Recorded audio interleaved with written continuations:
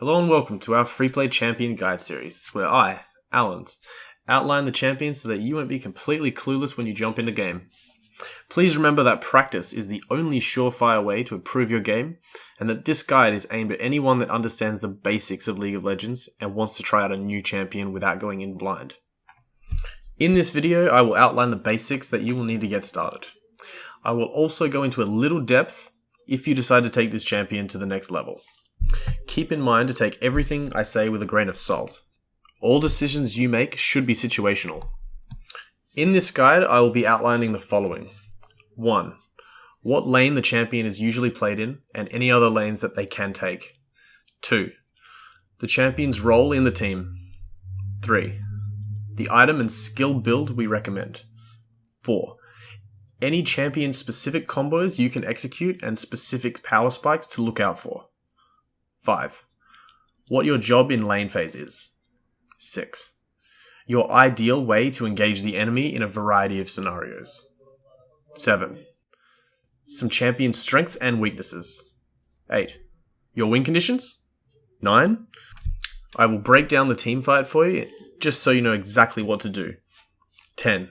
Runes and masteries for beginners, and an advanced option for you to try out yourselves. Number 1. Varus is usually played in bot lane, although sometimes he can go top lane if he needs to lane swap. Number 2. Varus' role on the team should be to assist his team with poke damage, strong counter engages using his ultimate, and offering good sustained percent damage from a safe distance. We recommend skilling up your E at level 1 and then taking Q levels 2 and 3, giving you a stronger power spike levels 1, 3 and 4. We recommend building a Bloodthirster or an Affinity Itch first, depending on what you need for the game. Then prioritizing level 2 boots to compensate for Varus' lack of mobility. Number 4. Varus has 2 things to consider when using his skills in a combo. His passive offers him bonus attack speed on kill or assist, 60%, and a smaller bonus on CS, 20%, and it's for a shorter duration, should be noted. Take this into consideration when fighting your opponents. Varus' W does bonus damage on every auto, and these autos apply a stack to your opponents with a maximum of 3. If your E or Q lands after landing these stacks, the stacks will be consumed and do percent damage based on the number of stacks. So more stacks equals more damage. So it really depends on how much time you have to damage your enemy. So if you have enough time to go auto attack, Q, or auto attack, E, then do it. But if you're trying to get as much quick, high damage burst as possible, then it might be better going auto attack Q, auto attack E, and just proccing those 2 stacks with your abilities. It really depends on how much time you have to attack your enemy. So the power spikes you should be looking out for is levels 2, 3, 4, and another strong one at 6. And there is another strong power spike at level 9 when your Q is maxed. So yeah, your power spikes are very much based around your abilities, particularly your Q and your ultimate. Number 5. Your job in the lane phase is to supply damage for your support if they can get a catch, such as a hook or a binding. Make sure that you don't whiff your spells just before your teammate gets a catch. Use your E and your Q to poke your enemies, and keep in mind that your passive does actually do quite a lot of damage as well. Use your superior range, 575, to outrange short range AD carries such as Sivir, Lucian, Graves. Number 6.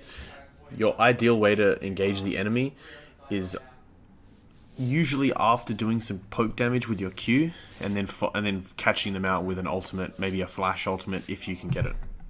7. Varus has very strong poke damage, decent burst damage, and fantastic catch teamfighting ultimate.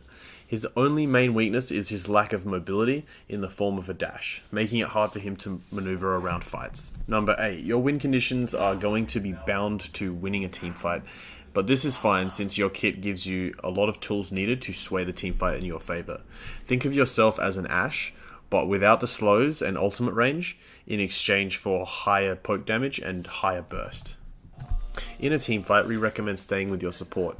Unless they dive into the front, then you will stay with whoever can help you the best. So if it's a Lulu or an Orianna, stay with them, and they'll protect you with shields and movement speed increases. Position yourself safely in teamfights, and after you can do this, try and put out as much damage as you can whilst prioritizing the AP carries and AD carries if the opportunities present themselves.